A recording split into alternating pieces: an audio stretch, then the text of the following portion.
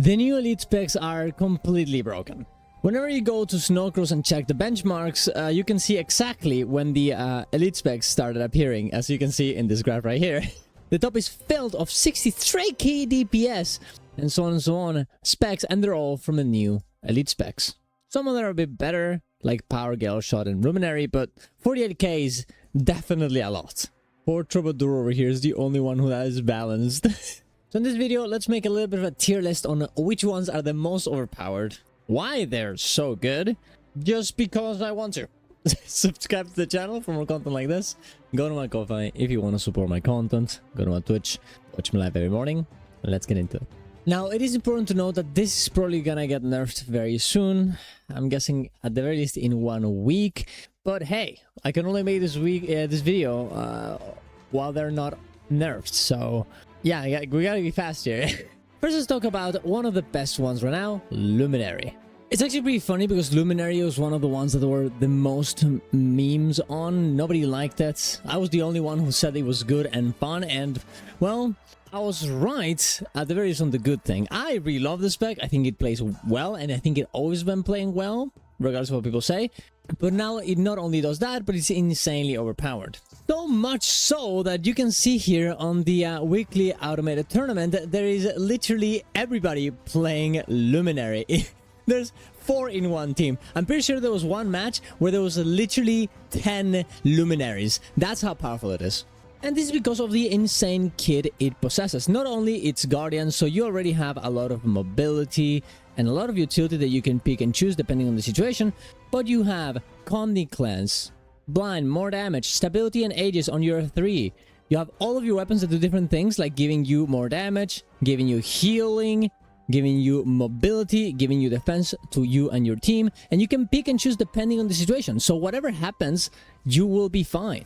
Not only that, but on the build that most people play, which is DPS, or, well, in PvP, I guess, and War vs. World, you play a little bit of a hybrid. Although this is the same build that you actually bring in PvE, which is kind of funny.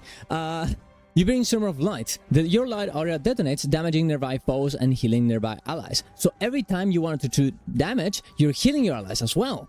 Light aura also blinds your enemies, which is insanely good in all these competitive modes, and also makes the damage that conditions take on you way less. And all these things apply to the build in PvE as well. So you end up having a build that not only does 48k DPS, but also is healing everybody on your team. It's giving a lot of boons to your team, and if you want to change it up a little bit, you can do so to give CC, Reflex, whatever your team needs, because you are Guardian. This build is absolutely insane. So honestly, S is a little bit too little. I'm gonna put it on S+, because Jesus Christ, it is so good. Yes, it's not doing 60k DPS, but who cares when you're doing 48k DPS and you're giving the support of a healer while you're doing it. Next one, let's go for Ritualist. Ritualist is an interesting one because realistically it's just Power Necromancer. It's the same thing as Power Harbinger, same thing as Reaper, but you have spirits, and the spirits do a lot of damage. Right now it's at 53k DPS as a Power Ritualist, and as a Power Quickness 51k. Yeah, that's pretty insane. And that will be the end of it. But the Ritual Shroud gives a lot of very good boons. With your 4, you give stability and ages, which is very nice in a PvE situation where you need them, which is essentially any PvE encounter. This is usually supplied by the healer, but sometimes the healer won't do their job, and then you, as a DPS, can do it. Or if you're playing Healer Ritualist, you absolutely can. You have 3, just normal CC, and you have 2, just some basic damage boons, while also doing some damage.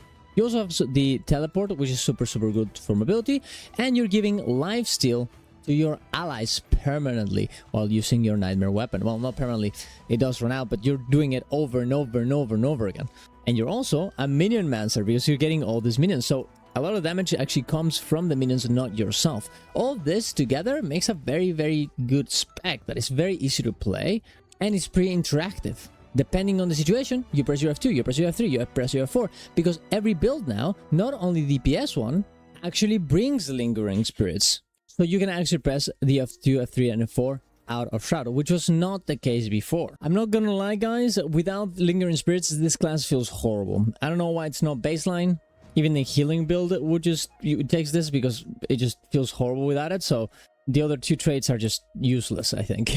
But the point is that it feels good when you take it, and it's the only one you take, so good stuff. So instead of power, we're gonna put it on an S. I don't think, well, I think you, no, you gotta put it on S plus, right? Just like Luminary. And it does do more damage than Luminary right now. The Luminary is just, no, it is S. Luminary is just permanently healing all of your allies. Like, that is insane. It is super overpowered in all game modes. I think Ritualist is fine to put on S. It's very, very good. Like, it's still very good. It's just Luminary is kind of, it's too much. Next one, let's go for Troubadour. And Troubadour, sadly, is not that powerful. Sadly, Troubadour is just, it's just Chrono again. Yeah, you're getting attributes to yourself, and I guess you're more tanky for that reason, but like, it's always the same. You go in here, you press your F1, your F3, your F4. Yeah, you have your crescendo, which is kind of fun, but you're doing the same things that you would do in Chronomancer, trying to keep up your F skills as much as possible. And then, yeah, sure, you have the AoE Distort, which is very good, but that's the only point of it. It's not doing an insane amount of damage. It's not doing anything that Chronomancer wouldn't do.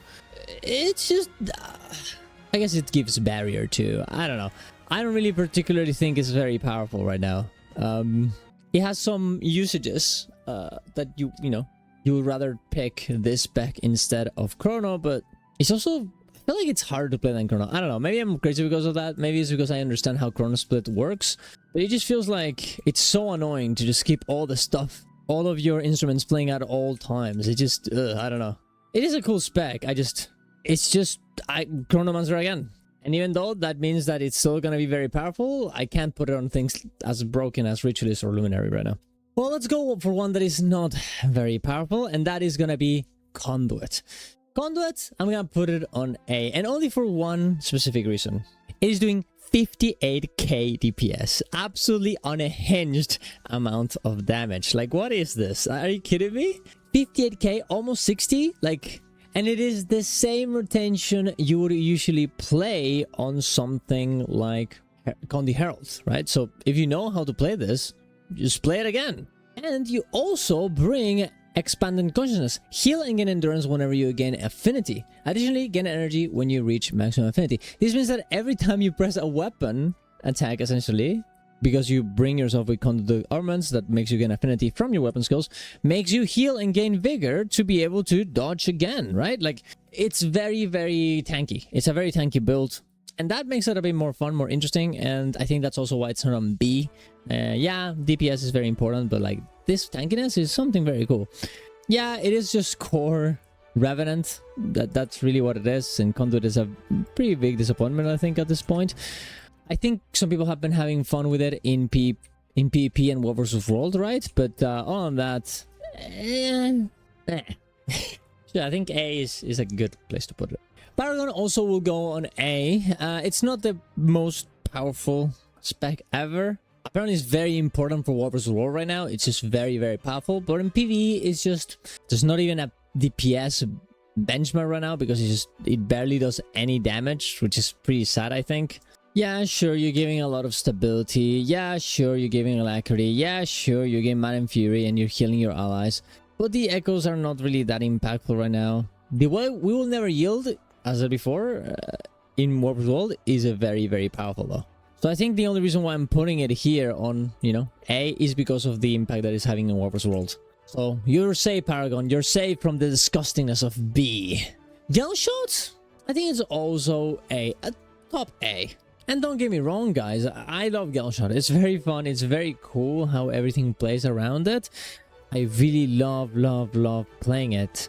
But it's just not that strong right now. It doesn't do that much damage. It doesn't give any boons or utility whatsoever. It does okay damage, and it's very cool that it's permanently ranged, for example. And this is what we're doing Decima with Galeshot, and it was perfect to kite the actual lasers. It was awesome. But that's kind of all it does. It's just range. And there are other builds that are also range that have more boons, that have more utility. Virtuoso is a perfect example of this. All the core utility on Mesmer is absolutely insane. Not like Galeshot, not like Ranger is like horrible, but it's not as good as Mesmer. You have Power Break, you have Feedback, you have so many cool things. You have Portal. Here, I mean, I guess you have the Spirits. So, I think it's completely okay. If Galeshot is just a DPS deck, I think it's fine. But right now, every other build that is also giving boons is, well, doing more damage than it. So I'll put it on A because it also gives a lot of mobility, and I'm sure that's very good in PvP. And in some ways, I feel like it has... Oh man, can I really say that? Paragon is probably more important than meta right now. So maybe we should put it like this. Yeah, I think this is correct. I think this is better. And just to trigger you guys, let's talk about Antiquary. And Antiquary, in my opinion, is S+. Now, I know what you're gonna say. Darren, you're crazy. But this fucking build, I was doing 50k DPS on this, okay?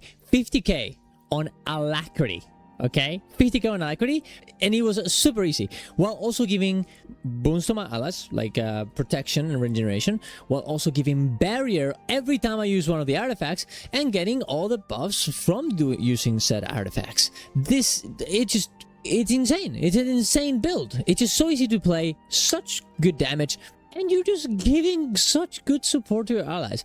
And yeah, sure, you don't know Luminary, blah, blah, but it's just so powerful.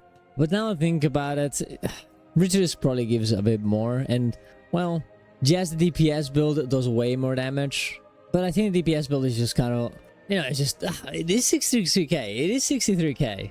I think putting out an S+ is a little bit unfair. I think it's the same level as Ritualist, right? Like, Ritualist has a little bit more utility, and Antiquary does a little bit more damage. Yeah, I think S is correct here. I do like Antiquary way better, but this is a power tier list, not a how much does Darren enjoy this tier list, which will happen, so definitely subscribe to the channel for that. Next we have Evoker, and Evoker is an interesting one. The damage that this does is absolutely insane, just like Antiquary, for example. And there's also a healing build for it, and there's a lot of different ways of playing this, which I think is very cool. And I really like this particular one, Altruistic Aspect. It grants boons to nearby allies, and you can use this to give age to your allies, to give stability to your allies. I think that's awesome, right? Especially on the healing build. It is very powerful, right? And you also can, you know, pick this on a DPS build, right? To give a little bit more support to your allies by doing a little bit of damage. But I don't know if there's like a place of this right now. Like, it's fine, it's good, it's okay, but it's other than the big insane amount of damage that it does and how easy it is to do this damage, because, you know, you pick specialized elements and you press all the buttons, it ends up being something like, you know, is it better than Tempest in healing? Probably not. Is it better than Tempest in damage? Sure, but probably not for long. Now, I have enjoyed it a lot in PvP as well, and in War as well. I think it's absolutely great. And I think there is where it actually has a lot of potential and power. So I think I'll give it an A for now. Nothing insane like the other ones, but it has a spot. It's not like the worst thing ever, but we'll see where it lands afterwards.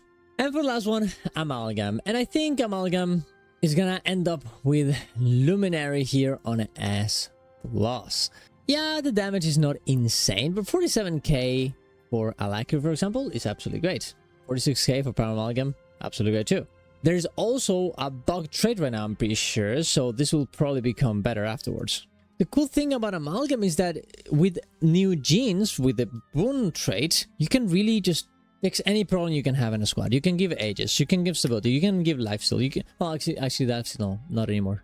But you can give boons to whatever situation happens, which is super, super good. I use this to do a lot of damage on my Convergent CM, and also gave a lot of boons, particularly ages against Hell's Sister, to prevent everybody from dying. And today I saw an Amalgam doing 75k DPS on Aura Legendary mode, CM Convergence. So yeah, it's very powerful. Maybe not so much in like the benchmark particularly, but as soon as you put it in open world, it ends up being insanely good. And because of all the boons that it gives and all the utility it gives to itself and everybody around them, and how flexible it is, I think it deserves to be in S+. In some ways, I almost feel like I should put it on S, because it's kind of similar to Ritualist and Antiquary, but I feel like I think Amalgam right now has the damage and burst of Antiquary while having the utility from Ritualist. This is how I see it right now. So I feel like it deserves S+. I think it's just better, both of them. This one I could be convinced on it being S, but I'm gonna put it on S+ because it also kind of looks better. You know, like having like this is like, I think this looks better. How much subjectiveness at the end of this tier list, boys. But let me know what you guys think. I'm interested to see what you think about the new elite specs in terms of power. We can think about how fun they are.